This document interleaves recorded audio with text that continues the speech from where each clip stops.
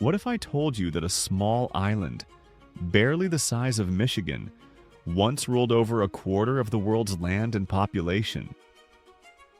This was the British Empire, an empire that shaped modern borders, languages, and economies. But behind its polished image of progress lay centuries of colonization, exploitation, and resistance. From the factories of Manchester to the spice ports of India, Britain's reach was long, and its grip tight. This isn't just a story of red maps and naval battles. It's a global epic of ambition, rebellion, and transformation. And its impact still shapes the world we live in, through trade, politics, even the clock on your phone. The echo of empire still pulses in our passports, our parliaments, our protests. Every continent carries the imprint of decisions made in London's halls of power. From Queen Victoria's reign to Brexit, the shadow of empire has never truly faded. We are all, in some way, living in its aftermath. Welcome to The History of the British Empire, a journey into power, profit, and the people who shaped and resisted it. How did a country so small build an empire so vast, and what did it cost the world? The spark that lit the flame, 1497 to 1600. The British Empire's origins weren't forged in blood and conquest, but in sails and ambition. When John Cabot set out in 1497, England was a minor European power. But he opened the door to transatlantic exploration and future imperial expansion. Inspired by the riches of Spain and Portugal, England sought its own piece of the pie. Elizabeth I's reign brought bold adventurers like Francis Drake, who disrupted Spanish dominance and laid the foundation for English sea power. In 1600, the crown granted a royal charter to a group of merchants to form the East India Company, a move that would reshape global trade and governance. It was more than a trading firm. It wielded military power, minted currency, and signed treaties. These early ventures were not just commercial, they were ideological. England began seeing itself as a civilizing force, bringing Christianity and commerce to savage lands. It was the dawn of a global mindset that resources, labor, and land across oceans could and should be owned, if not by kings, then by corporations. This marked the first time England started acting like an empire rather than just a kingdom. It had ambition, belief, and a hunger for domination. It believed the world was up for grabs, and that it had the right to grab it. That belief would echo for centuries to come. Could a single corporation really conquer an entire nation? You're about to discover the terrifying answer. Trade, treachery, and takeover, 1600 to 1757. As the 17th century progressed, England's growing colonial ambitions materialized in force. The transatlantic slave trade fueled booming plantations in the Caribbean, enriching British merchants while devastating African societies. Sugar, tobacco, and cotton became cornerstones of the imperial economy, paid for in human lives. Meanwhile, the East India Company entrenched itself in India. Initially a guest of the Mughal Empire, it slowly built private armies and fortified trading posts. It became adept at playing Indian rulers against each other, all while extracting immense wealth. The turning point came with the Battle of Plassey in 1757. Using bribery and superior firepower, the company defeated the Nawab of Bengal and installed a puppet regime. Overnight, a business became a sovereign power over millions. British domination in India wasn't just military, it was administrative. Taxes were collected, legal systems restructured, and local industries suppressed to make way for British goods. Farmers were coerced into growing export crops over food, causing famines. Whole textile cities collapsed under the weight of imported British fabric. The company's profit motive began to morph into statecraft. It became both ruler and robber, governing people while bleeding their resources dry. Resistance simmered, but the company's grip was suffocating. What began as trade had morphed into total control, an empire built on manipulation, muskets, and money. What happens when a company gets more power than a government? you'll see how control spiraled into chaos next. The empire takes over the world, 1757 to 1857. With the loss of the American colonies in 1783, Britain shifted its imperial ambitions eastward.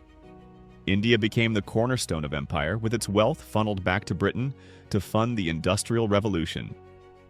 Steamships, railways, and telegraphs soon followed, not to benefit locals, but to speed up extraction.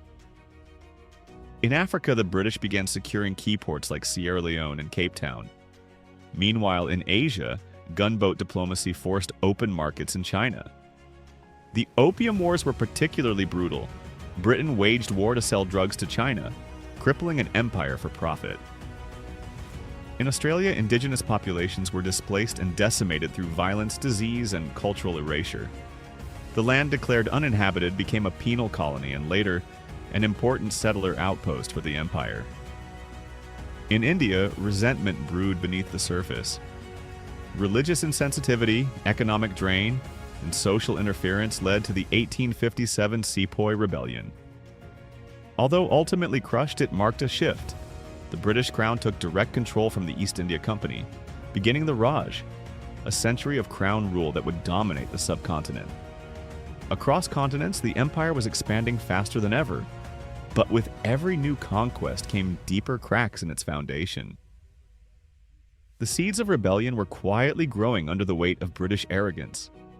Even at its peak, the empire's grip was not absolute. It was brittle, reliant on fear and hierarchy. Colonial subjects were not loyal citizens. They were simmering, silenced revolutionaries waiting for their moment. Could the empire's most powerful colony also become its biggest liability? The impact and legacy, 1858 to 1914. By the end of the 19th century, the British Empire ruled over 400 million people. Its reach spanned time zones, climates, and cultures. The phrase "the sun never sets on the British Empire" wasn't just poetic, it was true. Under Queen Victoria, imperial pride soared. The scramble for Africa saw Britain claiming vast territories from Cairo to Cape Town. Rubber, gold, diamonds, and labor were extracted, while native cultures were suppressed. Entire societies were reshaped or destroyed. In India, British rule transformed the landscape. Railroads, canals, and universities were built. But these weren't altruistic projects. They were designed to increase efficiency, profit, and control. British education created a new elite loyal to the empire, but also sowed the seeds of nationalist movements. The empire reshaped global trade. British law, language, and currency flowed across colonies. Even the global clock was standardized to Greenwich Mean Time, a subtle but powerful form of control. But even as Britain claimed to bring civilization, it ignored the human toll: famine, racial hierarchies, and cultural erasure.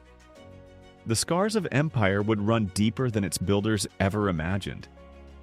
The empire gave birth to institutions, but also injustices. It brought railways and law, but left behind inequality, division, and deep psychological wounds that many nations are still trying to heal. What if the very tools Britain used to rule the world would one day be used to resist it? The Empire Falls, 1914 to 1997. The First World War cracked the imperial facade. Millions from colonies fought and died for Britain, but were denied the freedoms they were promised. The interwar years saw growing unrest.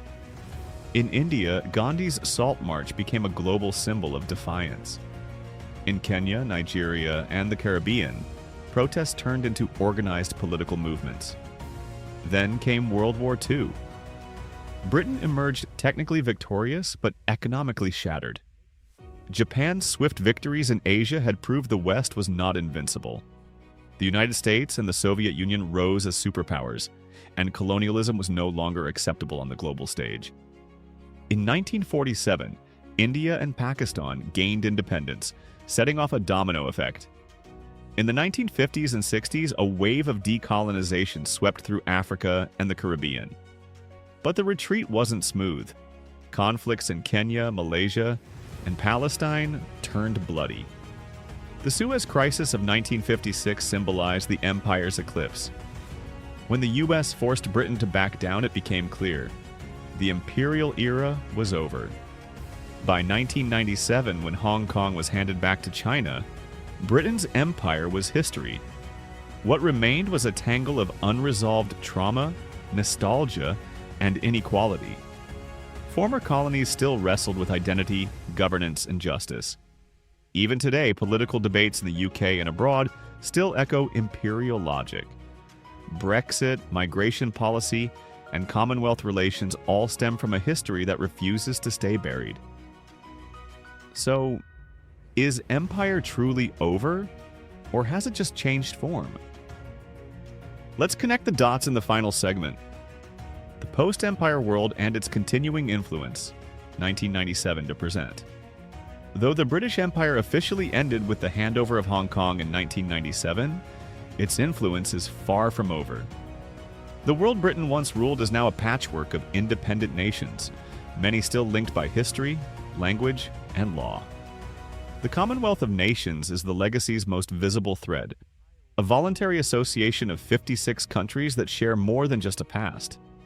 They share values, cultural ties, and economic cooperation. But this post-imperial era is complicated.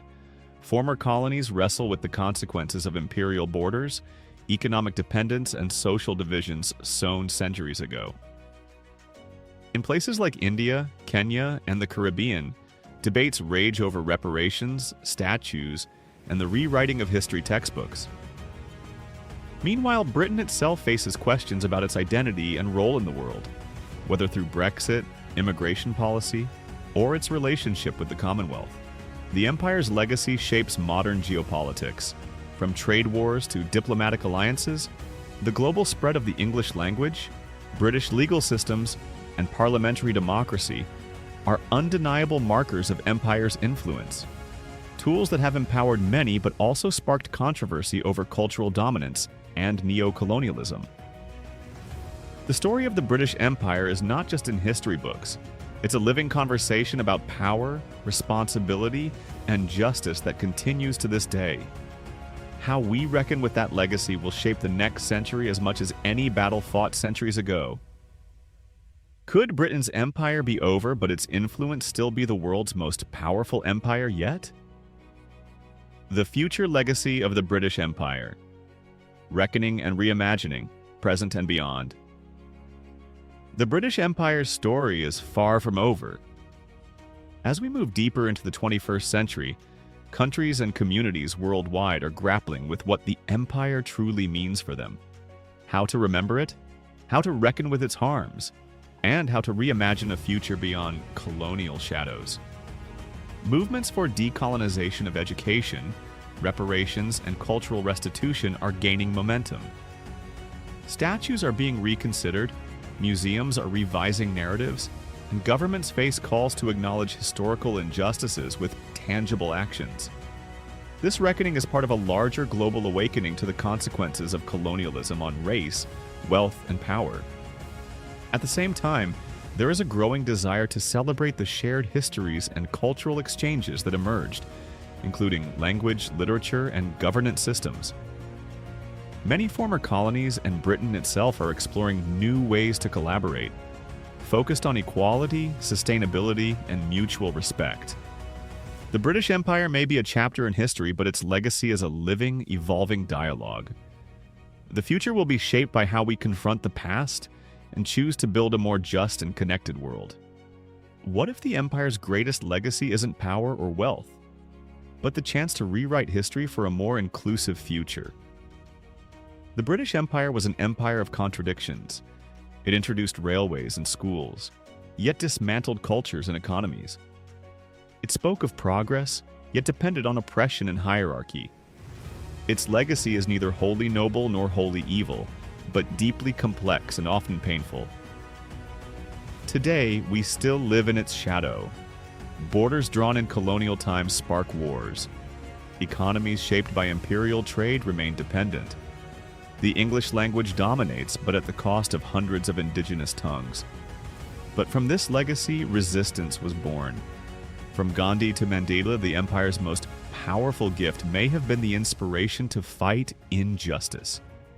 Its past teaches us that power unchecked leads to exploitation, but also that people pushed to the margins will always push back.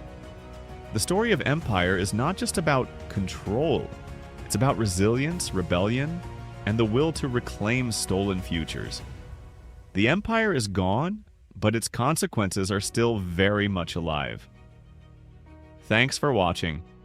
If this made you think differently, give it a thumbs up. Subscribe for more history deep dives and comment below. Do you think the British Empire did more harm or more good? Let's talk about it.